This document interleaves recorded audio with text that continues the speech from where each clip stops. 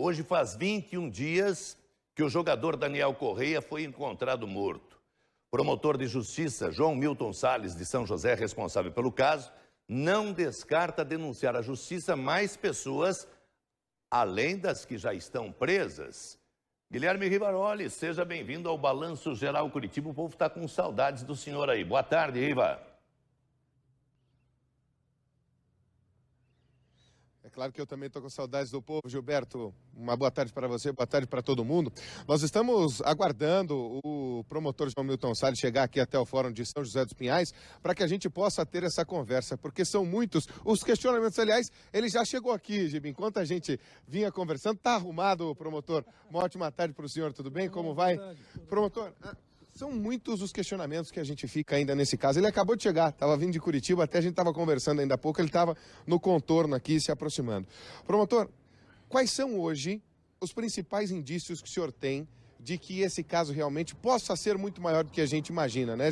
Já saindo da morte do jogador Daniel, indo para outras coisas, como até mesmo participação de algumas pessoas em quadrilhas aqui da região. Boa tarde. Sim, boa tarde. Bom, é importante separar, né? Esse caso do homicídio é o que tem que ser resolvido imediatamente, até pelos prazos das prisões, e esse está bem encaminhado.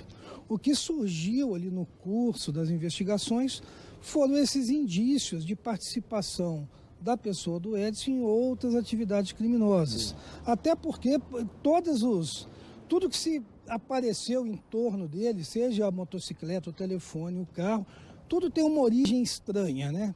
Então, dada os antecedentes dele, o histórico dele e as circunstâncias e o que foi surgindo de informação nesse curso, tem que se tomar uma providência no sentido de investigar para ver a ocorrência ou não de participação dele no crime organizado. Agora, promotor, a gente vê um vídeo que está circulando pela internet, que agora também é utilizado pela própria polícia, com um aparecimento na história do ex-delegado da Polícia Civil, também deputado estadual, Rubens Recalcati. Hoje teve uma entrevista em coletiva em que ele negou, dizendo que diria que é amigo do peito de qualquer pessoa se tivesse no aniversário, que aquilo foi um ato político. Onde ele entra nessa história, segundo a promotoria, agora no curso das investigações, doutor? Bom, segundo a promotoria, até o momento, não entra em absolutamente nada, né? Porque o fato dele estar presente num ambiente daquele, por si só, não é indicativo de nenhuma participação criminosa, né? O que tem que ser apurado ali, e é importante, é se há o envolvimento da pessoa do Edson em atividades criminosas, e nesse surgimento isso aí vai aparecer, tudo vai se esclarecer. Desde a questão, por exemplo, que foi um fato novo que surgiu no pouco antes do feriado, que é a questão do veículo utilizado para o crime. Nós temos que apurar a quem pertence essa empresa que esse veículo estaria em nome, o que é que liga este veículo à pessoa desse investigador de polícia. Tudo isso vai ser apurado, mas num procedimento à parte, que é importante dizer, nada interfere e tem a ver com esse do homicídio. Vamos pensar no fato criminoso em si, promotor, na morte do jogador Daniel. Há um réu, confesso, que é o Edson Brites. E as outras pessoas? Os outros 6 presos, totalizando 7 aí. Onde é que eles entram? Como eles participam? Se a gente for pegar, por exemplo, o último preso, que ele alega ter quebrado o celular, estar com a faca, mas testemunhas dizem que ele estava ao lado ao tempo inteiro, que não quebrou esse celular. Onde é que entram as outras pessoas? Bom, o que há de elemento aí, no que diz respeito ao réu, confesso, é que eu acredito que foi uma confissão bastante precipitada, numa tentativa de se criar, de se desconstruir a pessoa da vítima, né? Há uma versão absolutamente fantasiosa do estupro, que isso se desmoronou logo na primeira semana da investigação.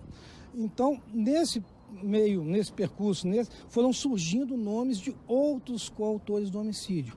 E a conduta desses outros ficou muito clara nas investigações, e acredito eu que elas vão ser consolidadas agora, que essas provas vão ser todas demonstradas de uma maneira inquestionável com os exames periciais.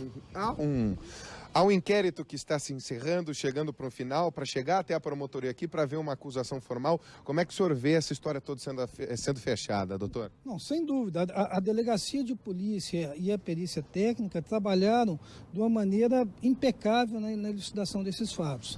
Eles ouviram todo mundo e numa circunstância até interessante, com a presença, com a participação, inclusive, da defesa, acompanhando quase todos os atos da investigação.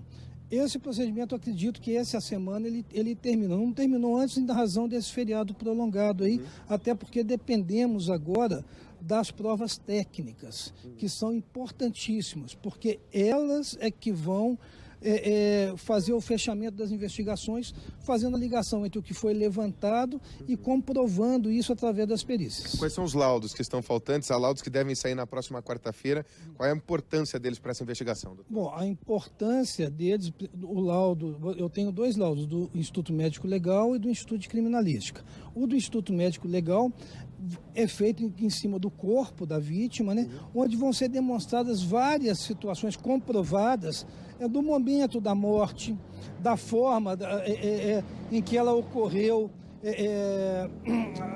o eventual sofrimento dessa vítima, quando que efetivamente foi o ato final do homicídio, né? Porque ele foi um percurso criminoso muito grande, um homicídio que se iniciou na casa e terminou naquele local onde foi encontrado o corpo. Então, isso tudo o laudo da necropsia, o laudo do IML vai demonstrar. E o laudo do Instituto de Criminalística, que são dos locais onde os fatos aconteceram, como que foi ali a dinâmica, porque nós temos uma dinâmica comprovada pela prova testemunhal e porque foi levantado. Essa dinâmica agora vai ser demonstrada pela criminalística com os passos que foram dados por esses criminosos. Agora, doutor, o senhor fala em uma confissão precipitada.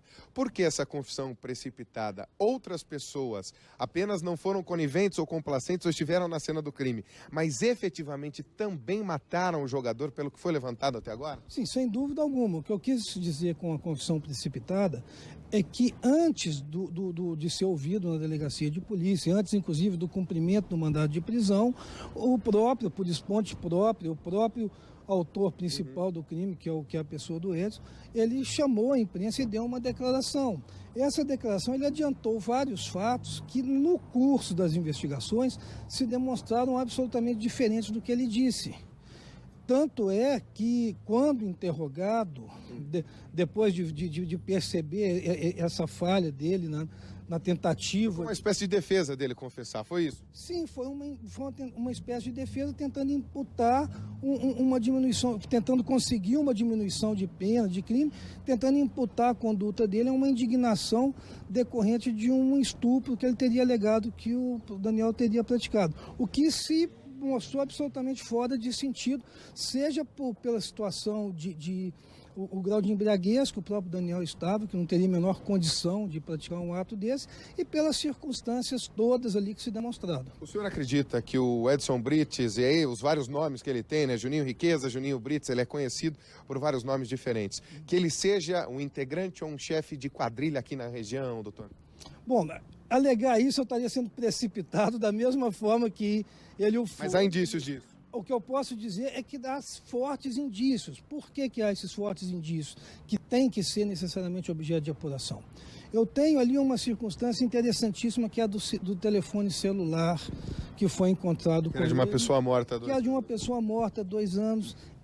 Notoriamente, o local em que essa pessoa foi morta era uma cena de crime já, de adulteração de veículos, objeto de roubo ou furto.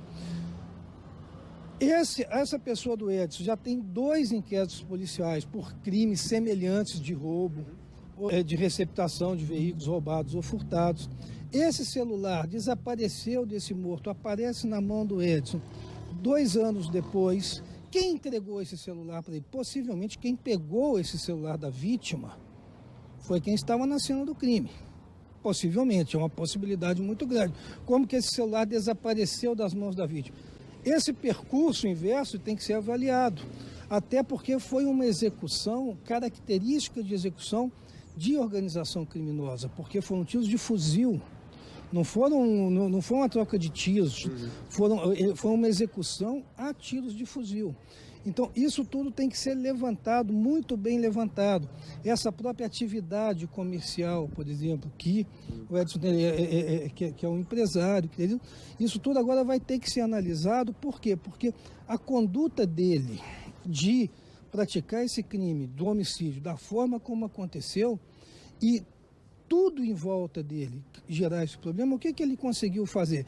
Ele conseguiu trazer ele estava absolutamente fora do radar.